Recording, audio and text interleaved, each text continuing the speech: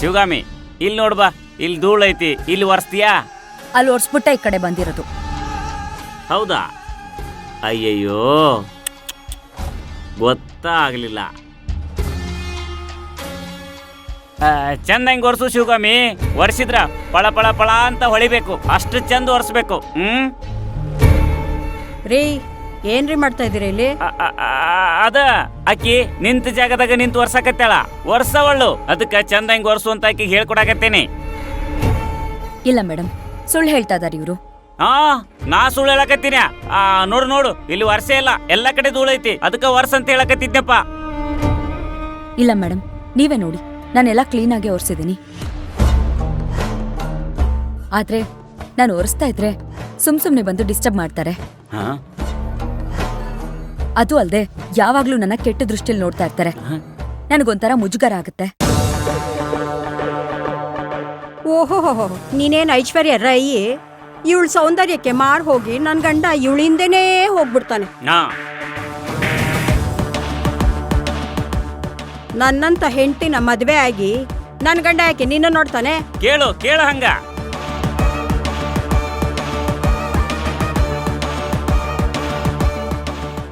ನನಗನ್ಸುತ್ತೆ ನೀನೇ ಇವ್ರನ್ನ ಬುಟ್ಟಿಗೆ ಹಾಕೊಳಕ್ ಪ್ರಯತ್ನ ಪಡ್ತಿದ್ಯಾ ಅಂತ.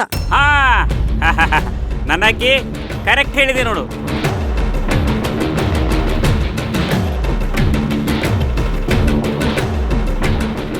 ಈ ಕಾರ್ಡ್ ಪಾಪ ಕಾಟ ಜಾಸ್ತಿ ಆಯ್ತು, ಇವರು ಬುದ್ಧಿ ಕಲಿಸ್ಲೇಬೇಕು. ಮನೆ ಯಜಮಾನನ ಬುಟ್ಟಿಗೆ ಹಾಕೊಂಡ್ರೆ ಜಾಸ್ತಿ ಕೆಲ್ಸ ಕೊಡಲ್ಲ, ಬೇಕಾದಾಗ ದುಡ್ಡು ಸಿಗುತ್ತೆ ಅಂತ ಪ್ಲಾನ್ ಮಾಡ್ತಾ ಇದ್ಯಾ?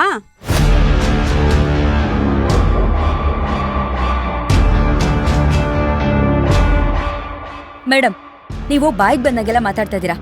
ಅಂತ ಕೆಲ್ಸ ಎಲ್ಲ ಮಾಡೋ ಹಾಗಿದ್ರೆ ನಾನು ಯಾಕೆ ಮನೆ ಕೆಲ್ಸಕ್ಕೆ ಸೇರ್ಕೋತಾ ಇದ್ದೆ? ಏನೇ ನನ್ ಮುಂದೆನೆ ಇಷ್ಟು ಜೋರಾಗಿ ಮಾತಾಡ್ತಾ ಇದ್ಯಾ? ಅಕ್ಕನ್ಗೆ ಹೇಳ.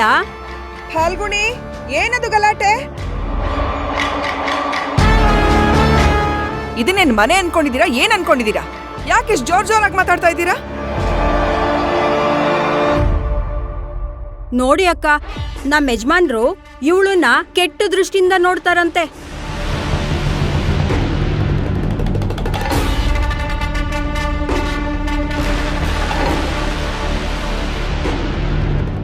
ಇವಳಿಗೆ ನಿನ್ ಗಂಡನ ಮೇಲೆ ಆಸೆ ಆಗಿರ್ಬೇಕು, ಅದಕ್ಕೆ ಈ ತರ ಸುಳ್ಳು ಹೇಳ್ತಿದ್ದಾಳೆ.